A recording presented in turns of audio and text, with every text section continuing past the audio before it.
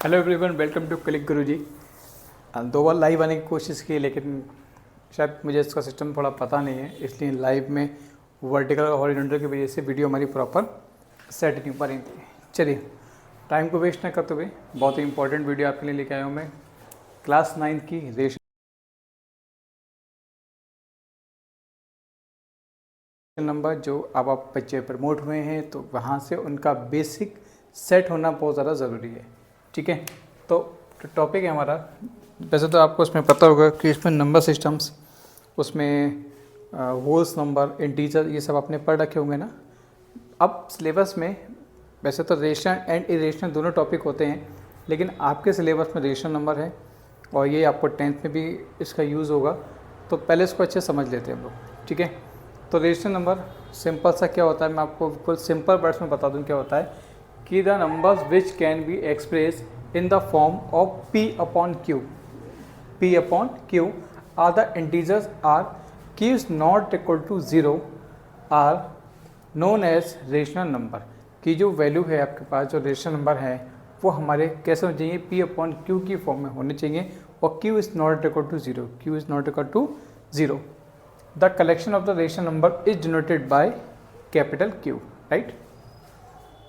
That is Q is equal to P upon Q such that P and Q are the integers of Q is not equal to 0. इस simple से format से आपको ध्यान रखना है, और जो मेन चीज़ ध्यान रखना है वो आपको इसको एग्जाम्पल्स, ठीक, आपको अभी का अभी क्लियर हो जाएगा। एग्जाम्पल दे रखा है 0.1, तो 0 हुआ ये। ठीक है, ये हमारा कैसे कहलाएगा, हमारा रेशनल नंबर। माइनस का 1/2, 1/2, 3/5, 5/2, माइनस का 3/2, जो भी नंबर्स में है, किस में है, नंबर्स में है। ठीक है, वो सब कैसे कहलाएंगे, हमारे रेशनल नंबर। ठीक है, इतना आपको सिंपल ध्यान रखना है। अदर आपको और क्या ध्यान रखना है कि the representation of the this rational number on a number line is shown below. आपने ये इंटीजर्स वाली कंडीशन पढ़ी होगी ना क्लास 6, 7, 8 में, आप थोड़ा सा 9th में भी आ जाइए। मिड वैल्यू 0, यहाँ +1, +2, +3, +4 आप लिखते हो ना, और यहाँ -1, -2, -3, -4 एंड सो ऑन तक, इन्फिनिटी तक। यहाँ पॉजिटिव इन्फिनिटी है, यहाँ माइनस नेगेटिव इन्फिनिटी है, राइट। अब आपको इसमें जो क्वेश्चन आएगा वो पूछा आएगा कि आप बताइए 0 and 2 के बीच में कितने रेशनल नंबर या 4 रेशनल नंबर आपको इसमें लाई करना है। ठीक है, तो अब ये तो सिंपल सा मैंने आपको दिखा दिया, लेकिन अभी आपके पास पॉइंट में भी वैल्यू आएंगी, डेसिमल में भी आएंगे, आपके पास वैल्यू अपॉन में भी आएगा, वैल्यू आपको सिंपल भी आएगा। तो आपको वहाँ पे इसमें काफ़ी सारे मेथड हैं, इसमें 2 या 3 मेथड्स हैं, आपको वो ध्यान रखना है, आपका कोई भी एग्जाम्स में क्वेश्चन गलत नहीं होगा। ठीक है, आइए देखिए क्वेश्चन कभी आपके पास इस टाइप का आता है कि right 4 rational number equivalent to 4/7। तो सिंपल सा आपको ध्यान रखना है, इसमें जब भी कभी ऐसा क्वेश्चन आता है 4/7, तो इसमें आपको भाई इक्विवेलेंट रखना है ना, तो हम इसमें अपने 2 से मल्टीप्लाई 2 से डिवाइड, इक्विवेलेंट करना है ना, तो 3 से मल्टीप्लाई 3 से डिवाइड, और कितने हमें वैल्यूज, कितने टाइम, 4 रेशनल नंबर्स। ओके, 4 से मल्टीप्लाई 4 से डिवाइड एंड 5 से मल्टीप्लाई 5 से डिवाइड, इक्विवेलेंट करना है हमको, सिंपल सा। ऊपर हो जाएगा आपका 8/14, यहाँ आपका हो गया 12/21, दिस वन 16/28 एंड 20/35। तो अगर अब इसको फिर से हम कैंसिल करें तो हमारे पास वैल्यू हमारा भी ये रहेगी, इक्विवेलेंट रहेगा। तो हमको सिर्फ इसमें क्या करना था कि आपको 4 रेशनल नंबर को कन्वर्ट करना है, तो इस फॉर्म में आप कर सकते हैं। ये बहुत ही बेसिक वाला मेथड था। अभी इससे रिलेटेड काफ़ी सारे क्वेश्चन आएंगे, लेकिन इस क्वेश्चन कराने से पहले मैं आपका एक छोटा सा कॉन्सेप्ट और क्लियर कर दूं, जिससे आपको बिल्कुल भी दिक्कत नहीं आएगी। एक कॉन्सेप्ट और है आपके पास, जो कि मैंने यहाँ पे पेस्ट कर दिया है। तो सिंपल सा आपको दिख रहा होगा इसमें, important fact, every natural number is a whole numbers, every whole number is a natural number except 0 is a whole number but not a natural number. Every natural number is an integer. Every whole number is an integer. 0 is neither a negative nor a positive integer. Right? जो zero होता है वो ना तो positive integer होता है ना कि नेगेटिव इंटीजर होता है, ठीक है। ज़ीरो इज़ अ नाइदर और नेगेटिव पॉजिटिव इंटीजर।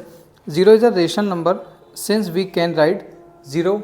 आप किसी भी ज़ीरो को जब लिखते हो तो ज़ीरो लिखते हैं 0/1, इस फॉर्म में आप लिख सकते हैं उसको। Every natural number, whole number and a integer is a rational number that is 1, 1/1, 5, 5/1, इस टाइप से लिख सकते हैं उसको आप। There are infinity many rational number between any two given rational number. तो ये जितनी भी चीज़ें होती हैं ये इंपॉर्टेंट फैक्ट है, ये आपको साइड से मालूम होनी चाहिए, जिसकी वजह से आप क्वेश्चंस करने में आपको कहीं भी इतना सा भी कन्फ्यूज़न नहीं रहेगा। चलिए अब इस क्वेश्चंस पे आते हैं। ये क्वेश्चन अलग अलग बुक में अलग अलग मेथड से होता है और बहुत ज़्यादा कन्फ्यूज़न करता है बच्चों को, लेकिन मैं आपको सिंपल सा एक फॉर्मूला बताऊंगा, बस आप उस फॉर्मूले को ध्यान रखेंगे और ये क्वेश्चन कभी भी आपका गलत नहीं होगा। बुकिश मेथड होते हैं, बहुत से मेथड होते हैं, लेकिन जो मैं आपको बता रहा हूँ वो सिंपल सा मेथड है, ठीक है। एक फॉर्मूला ध्यान रखना है आपको, D = y - x n+1, ठीक, इतना ध्यान रखेंगे। और एक चीज़ और ध्यान रखना है, इसमें पूछे कितने टर्म्स गए हैं, 3, तो आपको लिखना है x + d, x + 2d, x + 3d। 4, 5, 6 जितने पूछते उतने आप लिख सकते हो, मल्टीप्लाई करते चले जाना। यहाँ तक क्लियर।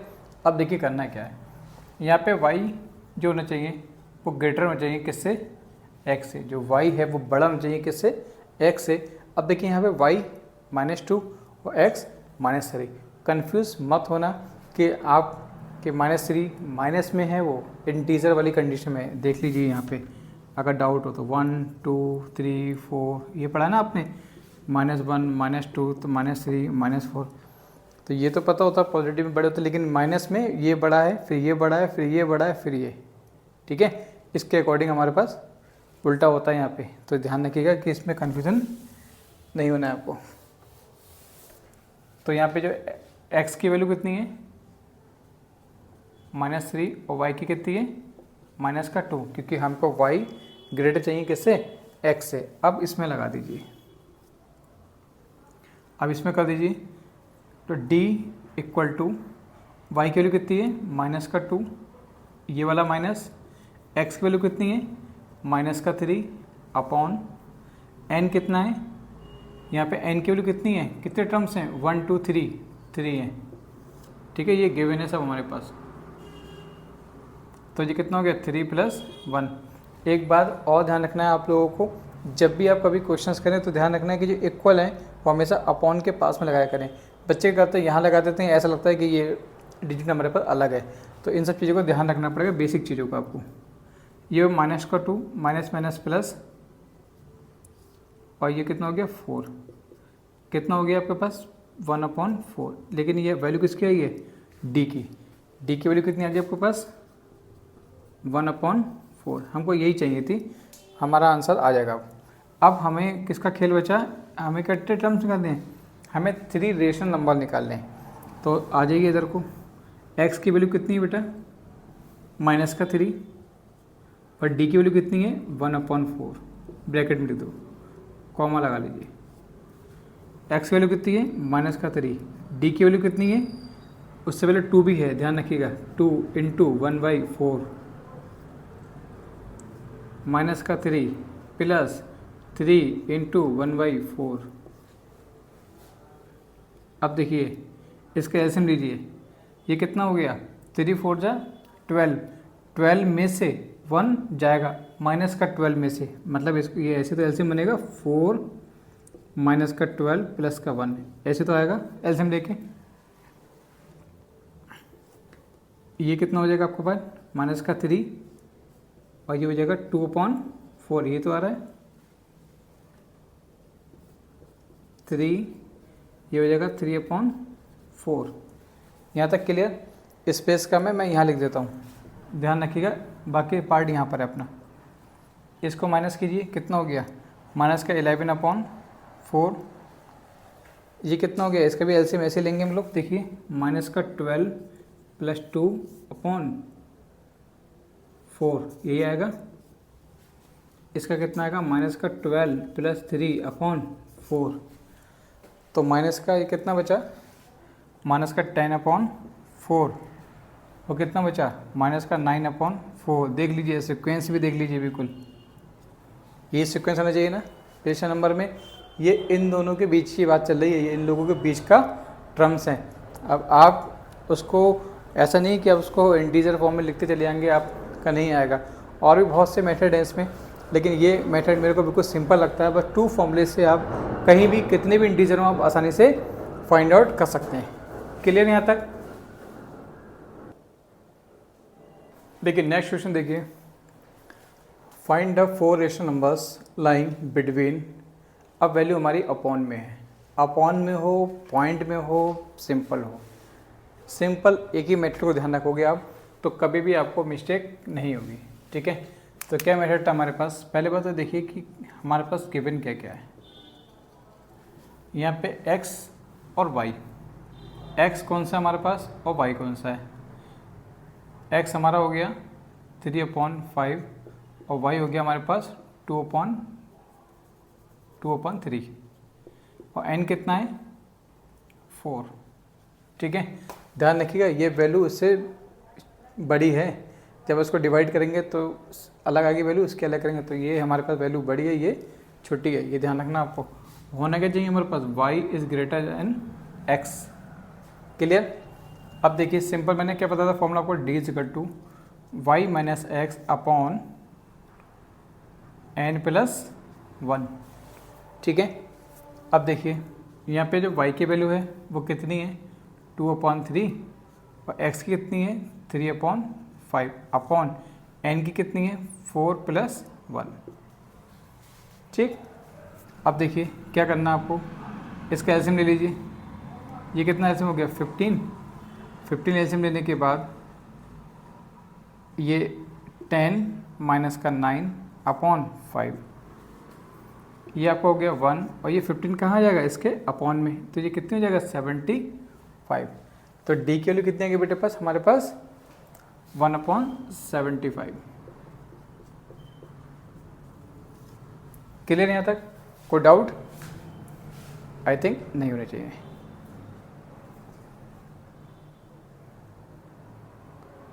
शेडो पड़ रहा है, ठीक है। अब हमें क्या करना है, अब हमारे पास टर्म्स कितने हैं 4। मैंने आपको बोला था ना कि आपको ध्यान रखना है x plus D, x plus 2d। मैं गैप देके लिखता हूँ ताकि हमारा यहीं कहीं सॉल्व हो जाए। x plus 3d, x plus 4d, ठीक है। इसे थोड़ा सा यहाँ खिसका देते हैं। अब देखिए x की वैल्यू कितनी है, d की वैल्यू कितनी है दिस वन।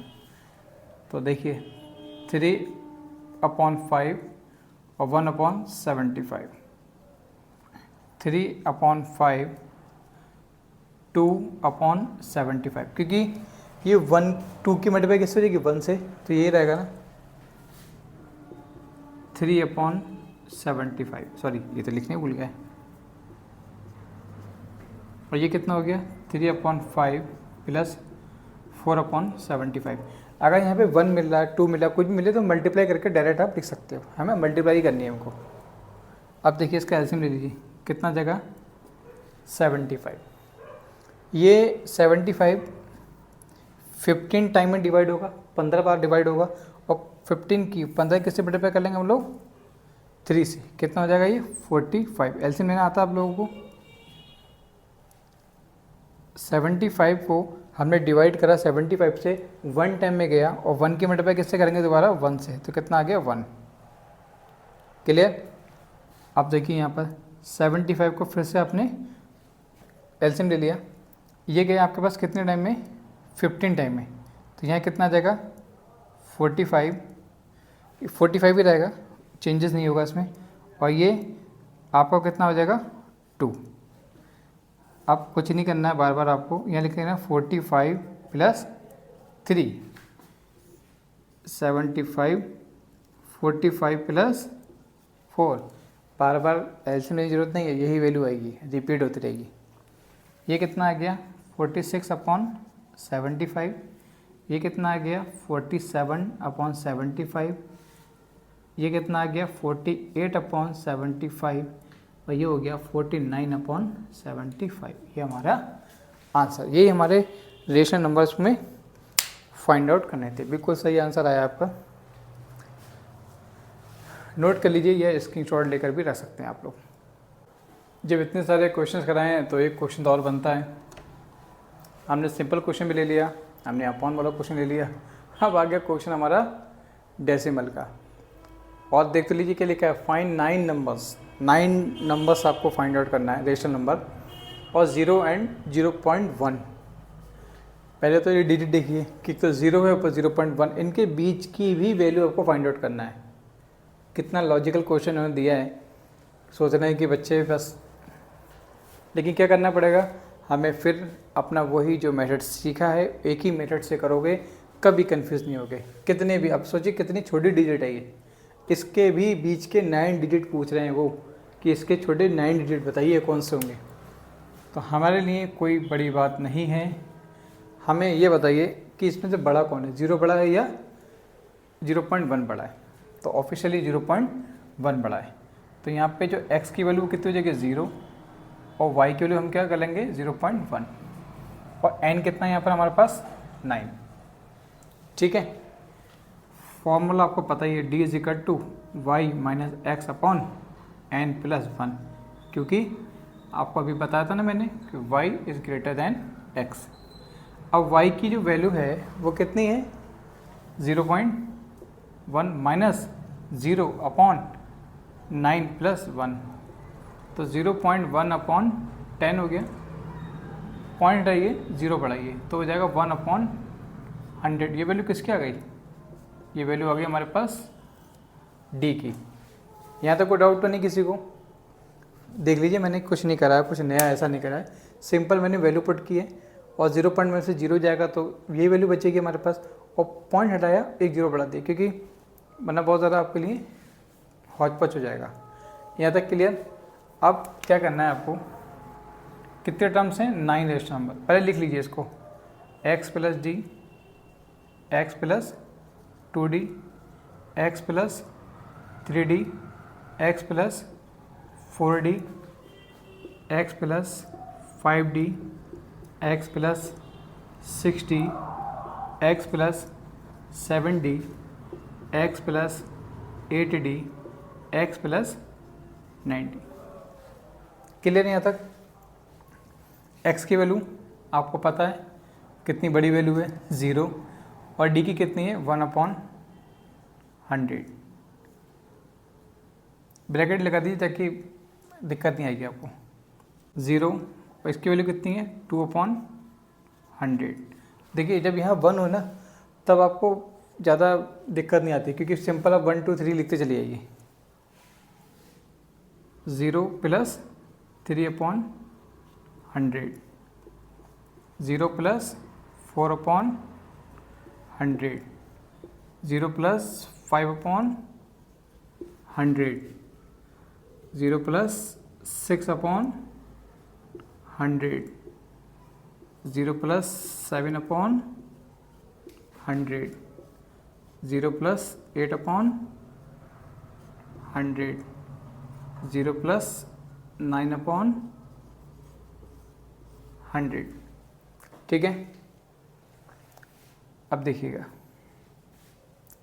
अब क्या करना है आपको, एलसीएम लेने की ज़रूरत ही नहीं पड़ रही है, आप किसके भी एलसीएम लेंगे यही आएगा। तो जैसा है वैसे नोट कर दीजिए।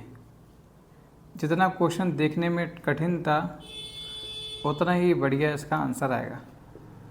इसमें एक्चुअल में कुछ ज़्यादा कुछ करना ही नहीं था आपको, सिर्फ आपको उनको दिखाना था कि इस टाइप से क्वेश्चंस हमें करना है, और दिखाना इसलिए पड़ता है ताकि एग्जामिनर को लगे कि हाँ बच्चे को क्वेश्चन आता है।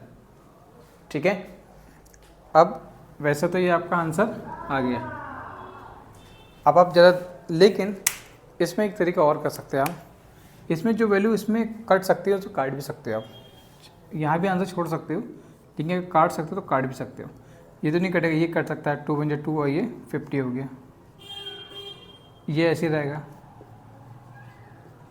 ये हो सकता है 1/25 आ जाएगा, ये हो जाएगा 1/20 हो जाएगा, ये चला जाएगा 2 से 2 3 जाए और ये 50 3/50, ये ऐसे ही रहेगा,